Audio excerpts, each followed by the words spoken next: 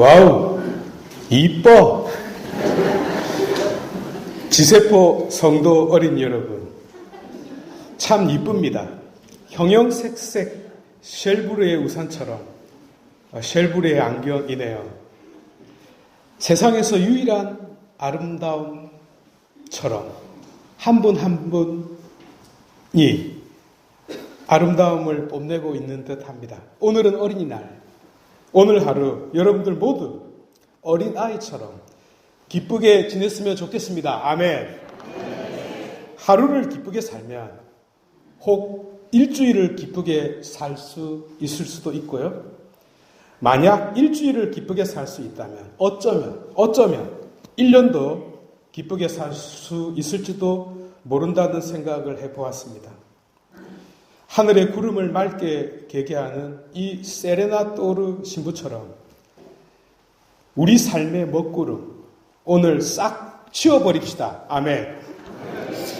그리고 아이와 같은 마음으로 오늘 말씀과 전례가 이끄는 곳으로 따라가 보도록 합시다. 존재론적 혁명이라고 불리는 기독교의 혁명이 오늘 말씀 안에 녹아 있습니다. 한번 살펴볼까요?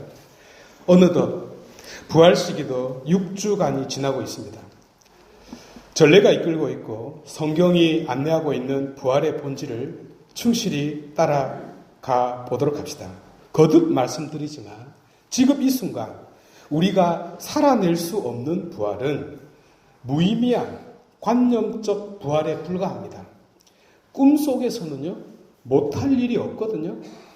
저는 1년 365일 박신혜, 한효주, 김소원, 배수지, 박민영, 유나, 이나영, 블랙핑크, 트와이스, 송혜교, 손예진, 김희성, 김지호, 김태희 등등 매일 만리장성을 쌓습니다.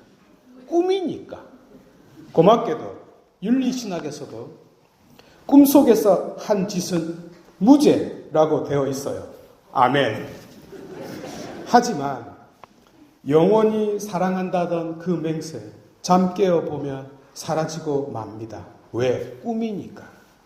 부활이 이런 허망한 꿈이 되지 않기를 바랍니다.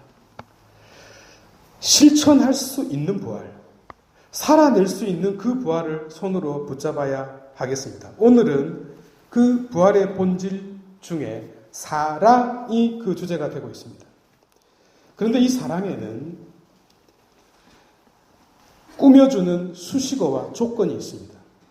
무엇보다 이 사랑은 내가 너희를 사랑한 것처럼의 사랑입니다. 그분이 어떻게 사랑했어요? 끝까지 사랑했습니다. 한결같이 사랑했습니다. 중요한 것은 상하 관계가 아니었어요. 나와 너가 동등한 그런 차원에서 사랑하셨습니다. 상대를 존중해 주셨습니다. 그래서 둘로스, 종이라고 부르지 않고 필로스, 친구, 벗이라고 불렀습니다.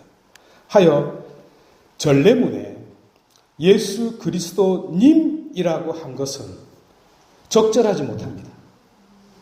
문법적으로, 관습적으로는 맞지만 신학적인 의미로는 틀렸기 때문입니다. 그리스도와 나와의 관계는요, 동등한 친구 관계가 성립되어야 하기 때문이죠.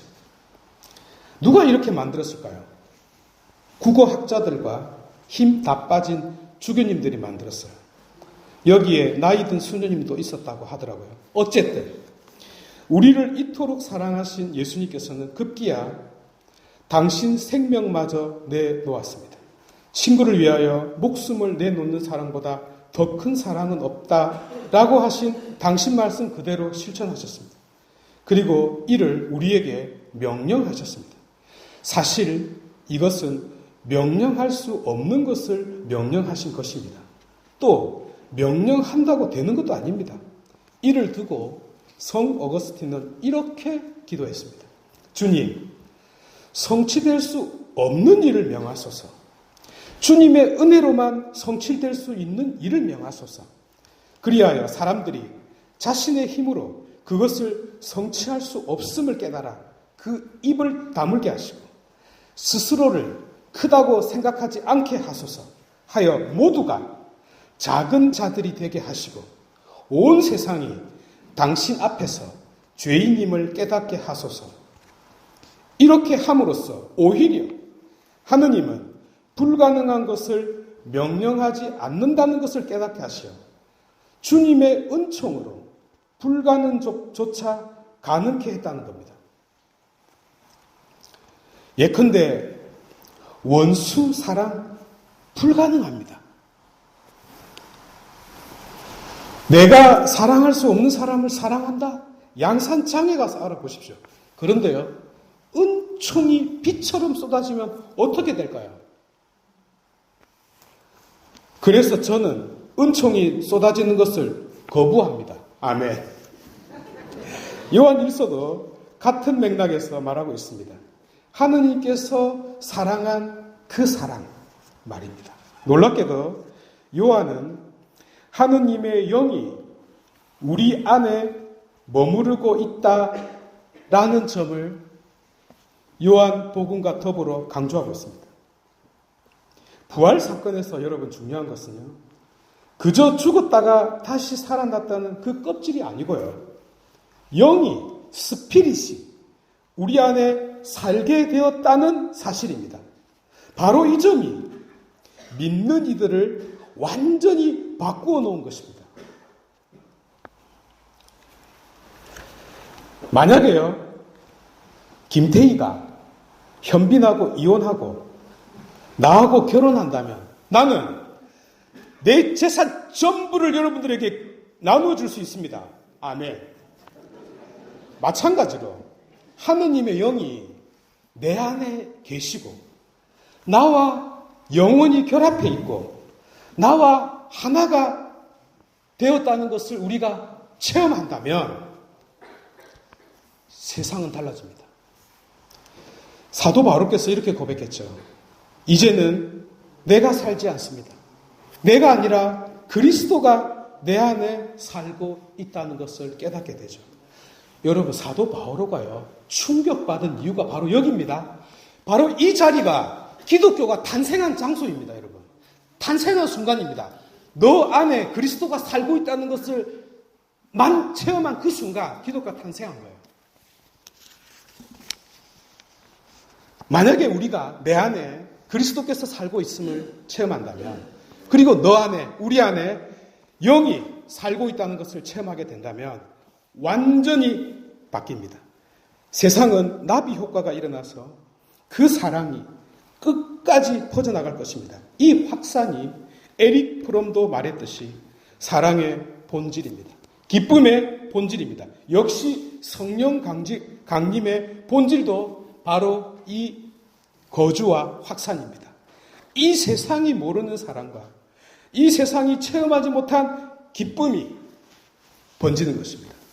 그리스도께서 목숨 바쳐 얻은 지세포 성도 여러분, 그리스도와 친구가 된 여러분, 하느님의 영이 그 안에 살고 있는 지세포 성도 여러분, 영원한 사랑으로 여러분 한 분 한 분을 꼭 껴안아주기 위하여 그분이 부활하셨습니다. 영원히 내 손을 놓지 않기 위하여, 아니 내 손을 놓을 수 없어서 이를 악물고 일어나셨습니다. 우리 모두가 죽음의 아가리에 빠져들어가는 것을 보고만 있을 수 없어서 당신 손과 발의 못을 뽑고 허리띠를 졸라매고 사력을 다해서 일어나셨습니다. 그리고 그 죽음의 괴물을 이단 옆차기로 날려버리고 우리 안으로 들어오셨습니다. 하여 왜 우리가 실천할 수 없는 사랑도 실천해야 하고, 왜 우리가 우울함을 내던져버리고 기쁨을 전하는 사도가 되어야 하는지, 왜 우리가 오늘 하루를 영혼처럼 살아야 하는지 충분히 말씀드린 것 같습니다. 모두 일어나셔서 신앙 고백합시다.